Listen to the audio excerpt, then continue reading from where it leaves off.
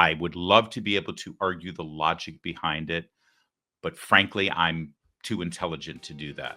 I cannot just shut off part of my brain and explain to you why they reached that conclusion. But it is, in fact, moral. It is safe.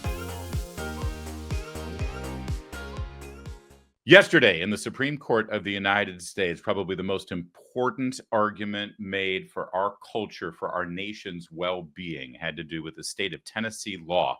The people of Tennessee, through their legislators and through their governor, saw fit to ban children from being castrated, chemically and surgically. They said, we know there's this whole medical craze right now to use pharmaceuticals and surgical procedures to sterilize children to keep them from going through puberty, all in the name of transgender rights, all in the name of gender dysphoria and gender transition, gender reassignment. But of course, now they're calling it, Orwellian as it is, they're calling it gender affirmation. Think about that. You're born female.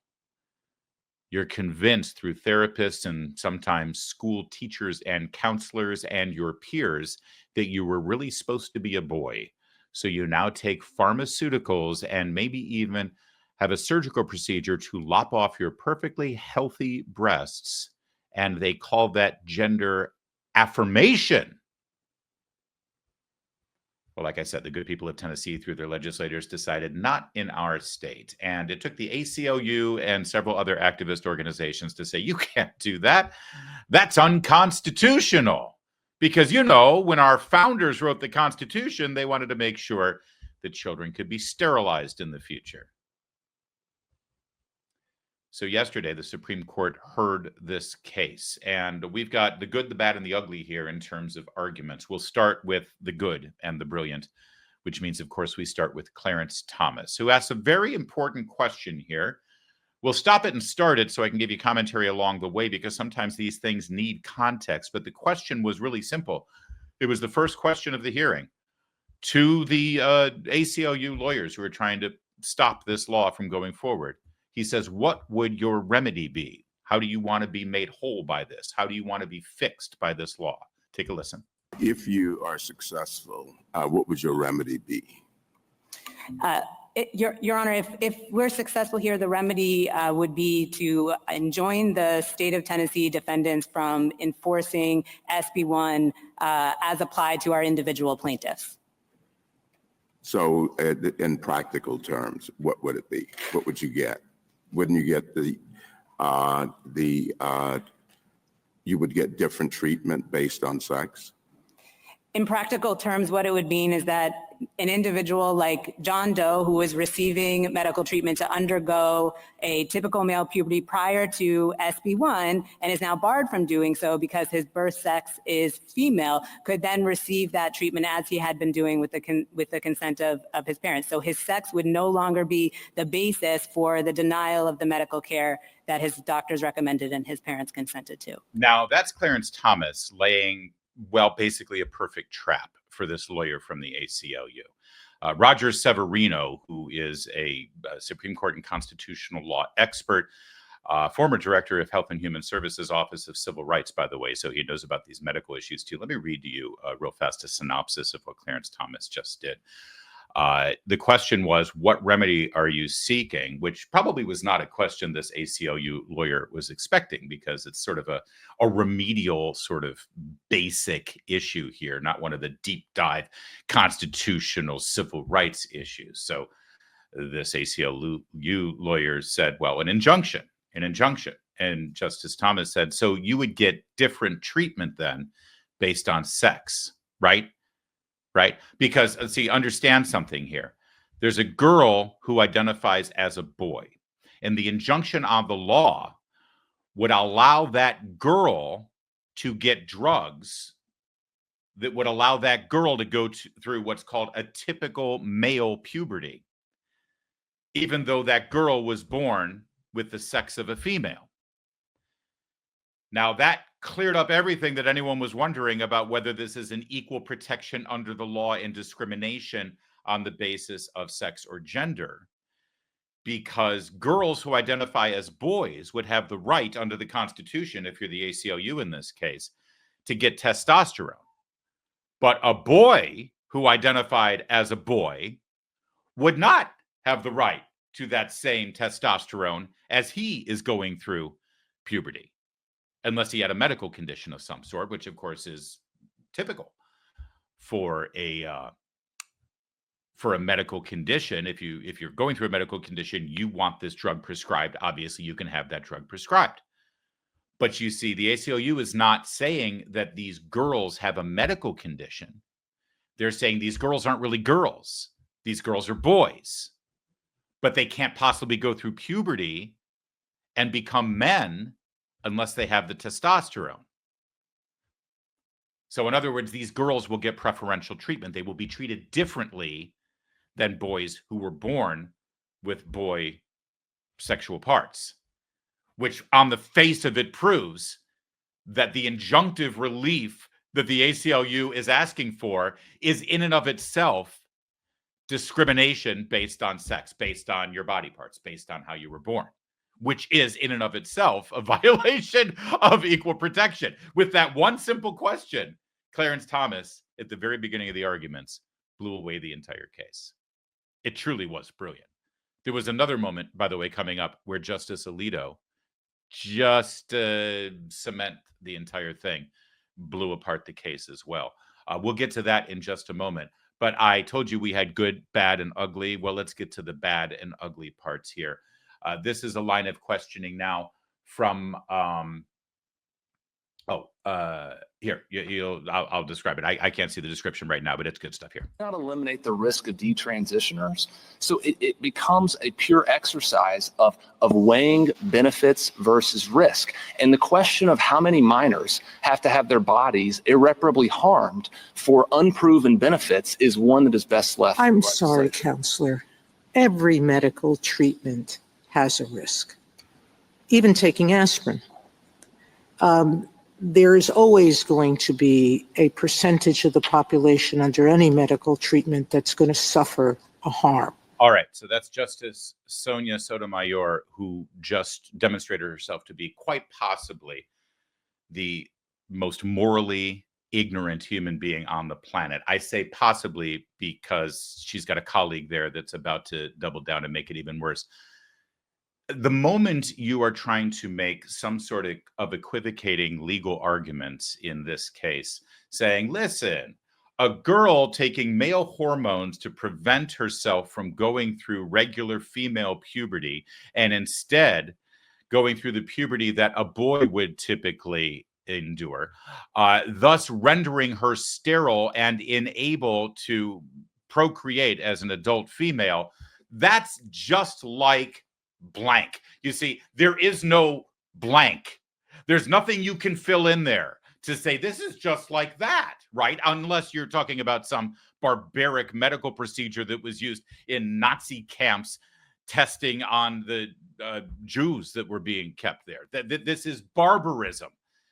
This is mad scientist stuff. But no, Sonia Sotomayor says, listen, there's side effects with aspirin. Side effect? This is not a side effect. The lawyer for the state of Tennessee was laying out this scenario. And I'll play it for you again so you can hear it. The concern is a young girl who goes through this process of puberty blocking and hormones, thus rendering her sterile for her adult life. And then when she's 23, 24 years old, she has second thoughts and wants to reverse the process and go back to being a girl. And now her body is completely forever altered by these pharmaceuticals. That's not a side effect. That's actually the desired effect. It's just an evil one. And the use of these drugs in a way that they were never expected to be used. And Sonia Sotomayor says, oh yeah, just like taking an aspirin. Some people get stomach cramps after aspirin. You need to be a moral idiot to make that argument. But Sonia Sotomayor did it. I just want to remind you, this is exactly what the Solicitor General of Tennessee was arguing. This has to do with a detransition or after the fact. Listen. Cannot eliminate the risk of detransitioners. So it becomes a pure exercise of weighing benefits versus risk. And the question of how many minors have to have their bodies irreparably harmed for unproven benefits is one that is best left. I'm sorry, counselor. Every medical treatment has a risk. See, he's not talking about the risks of the pill and what risks might come of taking the pill if you have an adverse reaction. He's talking about the risks of forever altering somebody's body and never being able to go back because there may be, just saying, some mental health issues here instead of actually just some sort of gender dysphoria or what have you. All right, then we move to Ketanji Brown Jackson. Remember how I said that Sonia Sotomayor may be the biggest moral idiot on the court? Well, I left the door open for this woman. That it operates on the body in the same way. So what's your basis for saying they're not the same? I don't think it operates on the body in the same way. Take testosterone. If you give a boy with a deficiency testosterone because he has constitutional delayed puberty, that allows him to go through and develop the reproductive organs associated with being a male. If you give it to a girl, it renders the girl infertile. So we have 8 to 12-year-olds. Oh, I'm sorry. I thought your reasons for them being different was that you said they were for different purposes. I'd heard you say at the beginning, the reason those two are different is because one wants them to transition and the other wants them for some medical purpose. Well, to go back to my example in the introduction, I don't think anyone would say using morphine to assist suicide is the same treatment as using morphine to manage pain. It's the same drug, just like it's the same drug here, but they're being used for fundamentally different purposes. They have different effects on the body. And once you take out and recognize medical reality, then there is no argument that our law differentiates between treatments for males and females. I do love the fact that Mr. Rice here had to point out explicitly that as soon as we take a step back and recognize the medical reality of biology, then you understand this concept. Ketanji Brown Jackson was trying to maintain that prescribing testosterone to a little girl going into puberty versus testosterone for a little boy going into puberty is really no different. It needed to explain to her, they needed to explain to her that giving testosterone to a girl would have a very different effect on that girl than giving testosterone to a boy. Of course, this is a woman who during her confirmation process was incapable of defining what a woman is because she's not a biologist. I'm shocked she didn't recuse herself from this case, considering her lack of biological knowledge and expertise. I just want you to know that it's even the justices who are going to end up dissenting and siding with the ACLU and the transgender activists in this case, and it looks like the usual three are going to do it, Katina Brown Jackson, Sotomayor, and Elena Kagan. The fact that they are engaging in this argument and recognizing the fact that these are girls, and they did concede that point through their questioning, that these are girls taking testosterone to prohibit them from becoming women, they have basically conceded the warped mentality you have to escape any kind of understanding that everyone has had since the dawn of time, that there is in fact a biological difference between these people. And you're just using drugs and using surgical procedures to affirm some psychological misconception of who you are or who you think the person sitting across from you is. But taking all of that aside, when you get down to the brass tacks of this constitutionally and scientifically, which is pretty much what they did yesterday, you have to concede. The only way you can have this argument is to first say, okay, these are girls who are taking testosterone. These are boys who are taking estrogen. And they're taking it so that they can warp what their bodies will look like after puberty. And that's a victory, by the way, to actually have them concede that. All right, moving on. More moral idiocy from our gal, Ketanji Brown Jackson. Being drawn by the statute. That was sort of like the starting point. The question was whether it was discriminatory because it applied to both races and it wasn't, necessarily invidious or whatever. But, as I read the statute here, the case here, the court starts off by saying that Virginia is now one of 16 states which prohibit and punish marriages on the basis of racial classifications. And when you look at the structure of that law, it looks in terms of, you can't do something that is inconsistent with your own characteristics. It's sort of the same thing. So it's interesting to me that we now have this different argument, and I wonder whether Virginia could have gotten away with what they did here by just making a classification argument the way that Tennessee is in this case. Yes, I think that's exactly right, that there is absolutely a parallel between any law that says you can't act inconsistent with a protected characteristic and in all other contexts. All right. So Drawn. if you were following that, that was Ketanji Brown Jackson and then the Solicitor General for the Biden administration and the Biden administration's Justice Department affirming the argument that by allowing minors to mutilate their bodies chemically and surgically, it's the same thing as allowing interracial marriage. And for those states who are trying to ban children from mutilating their perfectly healthy bodies, you're basically the same as racists trying to prevent and prohibit and ban interracial marriage. I would love to be able to argue the logic behind it, but frankly, I'm too intelligent to do that. I cannot just shut off part of my brain and explain to you why they reached that conclusion. But it is, in fact, moral idiocy. All right.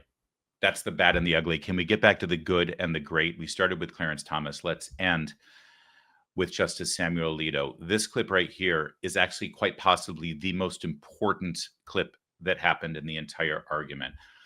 And not necessarily because it's going to win the case, although it may, in fact, contribute to winning the case for the state of Tennessee and for sound reason and logic. But more importantly, Justice Alito got the transgender lawyer and activist for the ACLU to admit that there is not a higher case of suicide in children who are not allowed to transition.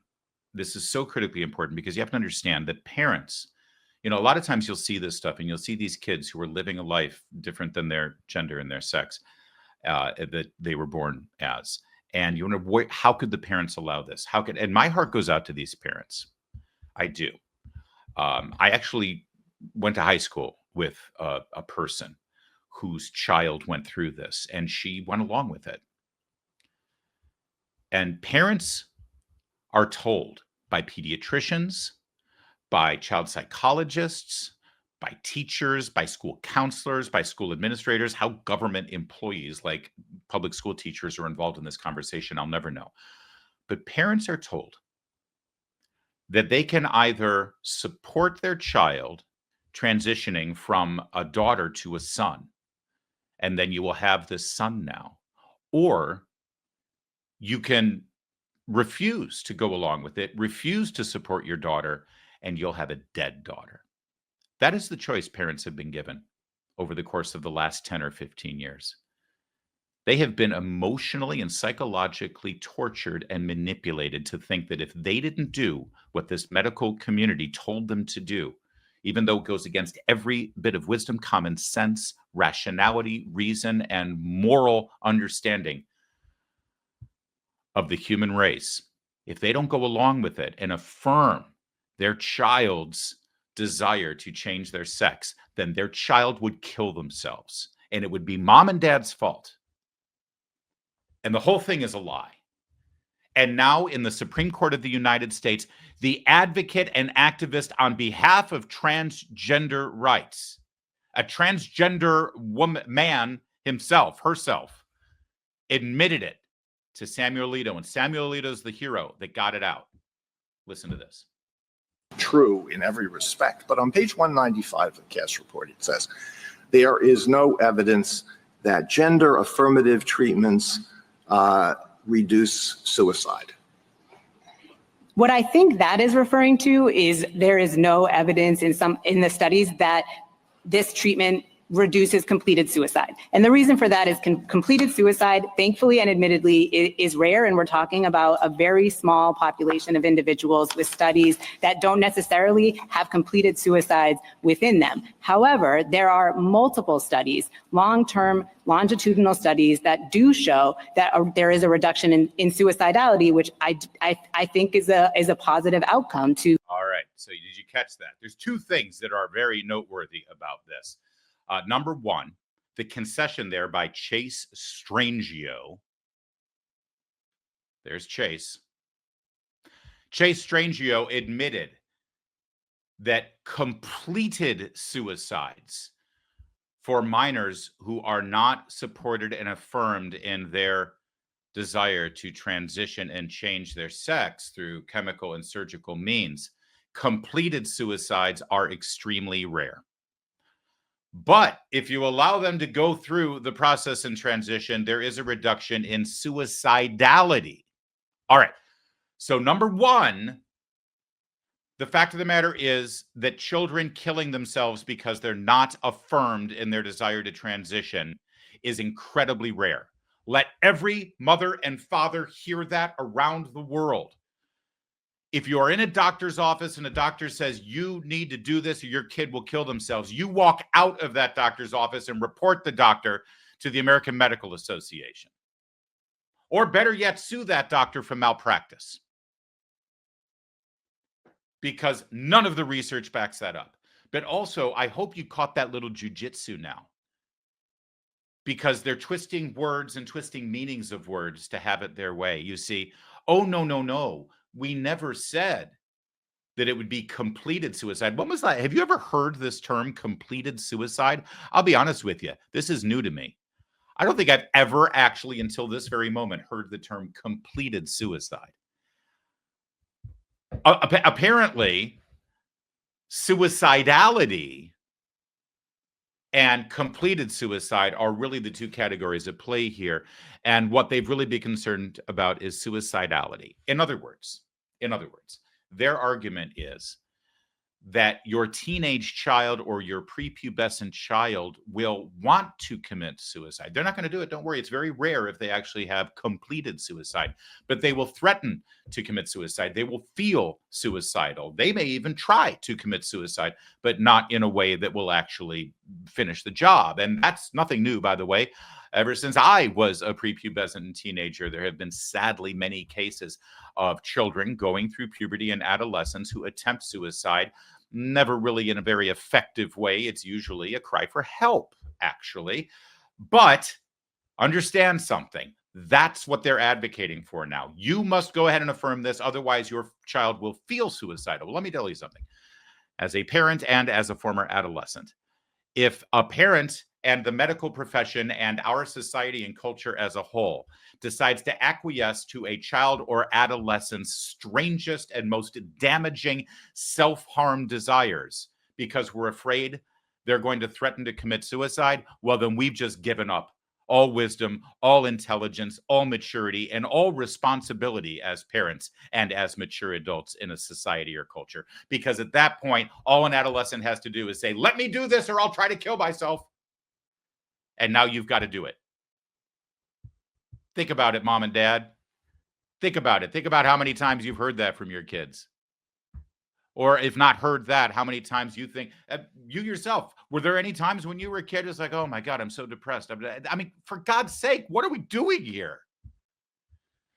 So number one, ACLU admits, Chase Strangio admits, yeah, it's very, very rare for children who are not affirmed in their desire for gender transition to actually kill themselves.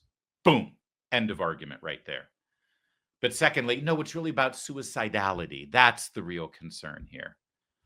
Well, it's a very different concern, isn't it? All right, that's Alito number one. Here's Alito number two. Frankly, maybe even more important, understand that this argument was made under the guise of equal protection under law, 14th Amendment. What it means is a law set up by a state or the federal government cannot discriminate against individuals based on immutable characteristics. What's an immutable characteristic?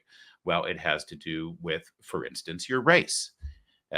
You can't change your race. You're either this or you're that. You can't change your ethnicity, right? You, in many cases, you could argue you can't change your religion, or you shouldn't be compelled to change your religion.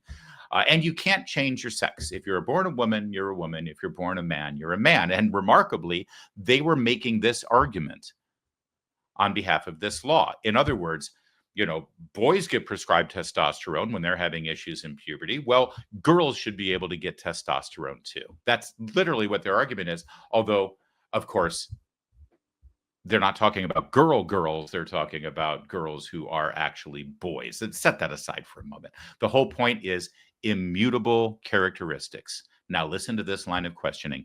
from Justice Alito, where again, the judge, the counselor, the lawyer for the ACLU, the trans activist, personally in court admits that the gender definitions here are not immutable.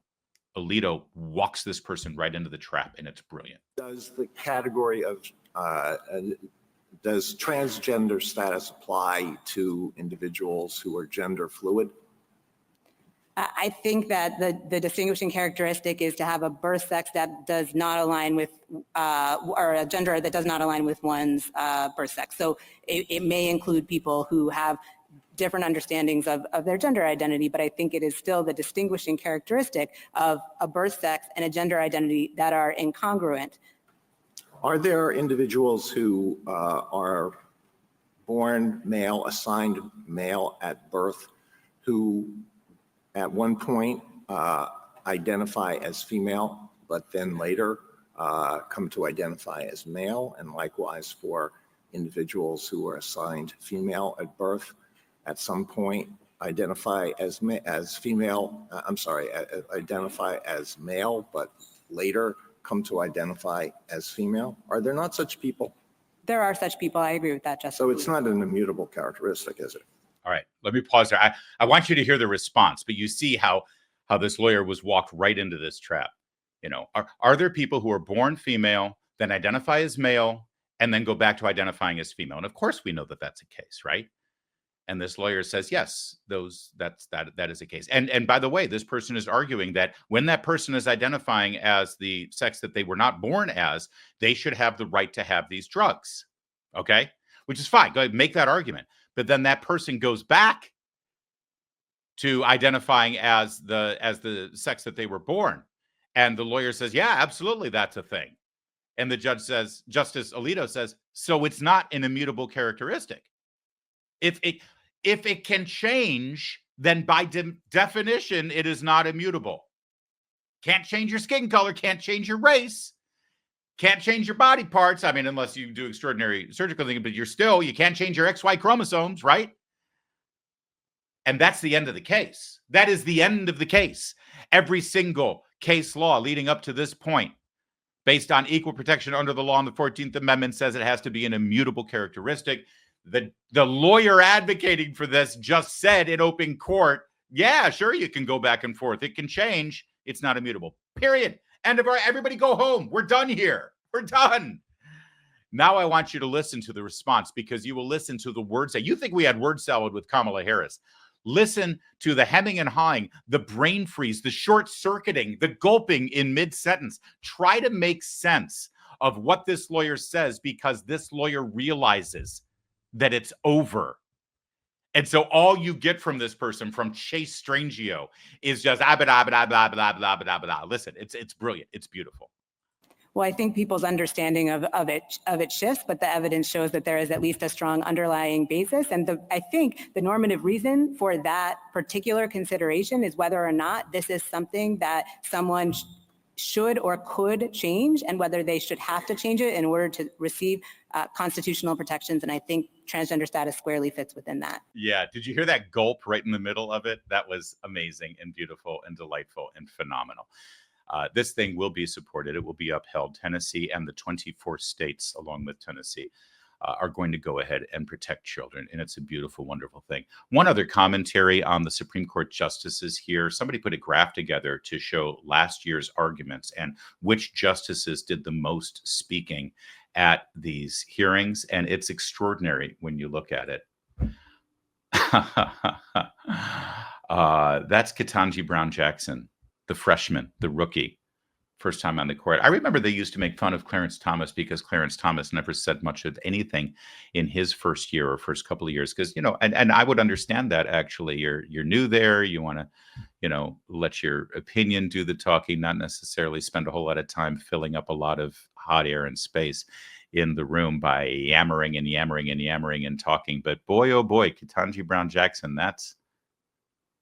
that's really saying something. In fact, 3 of the top 4 most talkative Supreme Court justices are the 3 liberal women.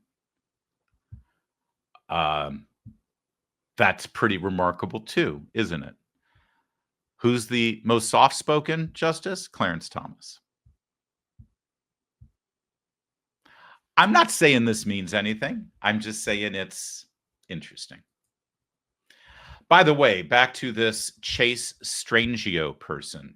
There's Chase Strangio. You've heard the voice. Now you see the person. This is a person who was born female, now identifies as male. And they put Chase Strangio out there with some pretty remarkable eyeliner to be the public face of the arguments on behalf of transgender rights. I think the ACLU and Chase Strangio thought that this was a great look for the cause. As soon as Chase Strangio, though, begins speaking, I think that the game is sort of given up. Not just in the bizarro nature of the quality of the voice that doesn't really match the package they've meticulously put together, but also, as always, the content of the words that Chase Strangio tries to shove down the throats of the American people. I'm going to stop this early and then we'll run it all the way through. But listen to the beginning part here. I would say is nobody has to provide this medication to adolescents. These are not doctors being forced to provide this medication. These are doctors who are wanting to treat their patients in the best way that they know how, based on the best available evidence to us. And these are young. Yeah, let me jump in there real fast, like I promised I would. Kind of giving away the game here if you really think about it and analyze what this person is saying. I know that it sounds really good. Hey, no one's forcing doctors to prescribe these drugs and to do these medical procedures. If they don't want to, they don't have to. No one's compelling them. But if a doctor wants to, they should be able to. I want to ask you something, or maybe you should ask yourself this, or maybe ask your liberal friend this if they're on the side of this issue. Can you name me another medical procedure, a necessary, life-saving medical procedure that is optional for the doctor to perform? Hey, listen, I know that patient has just walked into your office and they're bleeding out from that giant gash in their arm, but stitching it up and bandaging, that's optional. You don't have to use that kind of therapy on them. You don't have to do that procedure. No one's making you. I'm thinking a doctor who doesn't stitch up that gash in the arm and says, yeah, you know what, I'm just going to choose not to do that. I think that doctor might be opening themselves up to a malpractice suit, right? Oh, I know that patient walked into your office with a broken leg, but no one's forcing you to set the bone. You can choose some other alternative method to heal it. Go ahead. No one's forcing you to. The fact that their argument is, hey, no, we're not forcing doctors to do this. It's critical. It's life-saving. It's scientific. It's medically appropriate. It must be done. But we're not making doctors do it. Kind of gives away the entire game there. But then Chase Strangio outdoes Chase Strangio with one of the most disgusting things you'll ever hear. Young people who may have known since they were 2 years old exactly who they are. Got it started a little earlier so everyone can hear that. They know how, based on the best available evidence to us. And these are young people who may have known since they were 2 years old exactly who they are, who suffered for 6-7 years before they had any relief. And what's happening here, it's not the kids who are consenting to this treatment, it's the parents who are consenting to the treatment. And as a parent, I would say when our children are suffering, we are suffering. And these are parents who love their children, who are listening to the advice of their doctors, of the mainstream medical community, and doing what's right for their kids. And the state of Tennessee has displaced their judgment. There you go. Children as early as 2 years old know that they need to be castrated, know that they need to be completely surgically altered. And it takes them 7 or 8 years. By the way, 7 or 8 years, that means 9 years old, 10 years old, when this person wants these procedures to begin. 2 years old. I know we've walked down this path, and I know that our society has been misguided for many, many years, but thank God it looks like we've reversed this. Thank God we're actually on the path to sanity. But not over at CNN, by the way. Boy, they are doubling, tripling, and quadrupling down on this. They brought children onto the air, exploited them.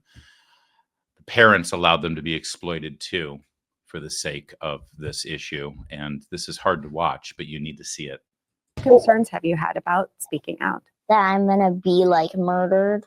Like one day I'm gonna be walking down the street and somebody's gonna come up and like shoot me or something. That's a really scary thing to be worrying about at 10 years old. Yeah, that should not be a worry. Yeah. See, I'm in the same business as that television host there. And if I had a child sitting in front of me say that my biggest worry is that I'm going to be murdered because I'm transgender, I would lean forward and said, who told you that that would happen? Where did you hear that? Why is that a fear of yours? Do you know of any other children who have been murdered because of this? Do you know of any adult who has been murdered because of this? Who is putting these thoughts into your head? Why do you think you're going to be murdered? No, but instead, the TV host on CNN affirms that horrible fear, affirms to this child who is already going through plenty, affirms to that child, well, it's a terrible thing to have to be afraid of. Which is the same thing as saying, yeah, you have every right to be afraid of that. Could we please leave these children alone? Could we please get these children the help that they need? Can we please stop manipulating parents and intimidating them and making them feel like they've got to go along with this dementia? Otherwise, their child will kill themselves. What have we done? And CNN, I feel like I have to say it every day, but I'll say it again. Shame on you. You're disgusting.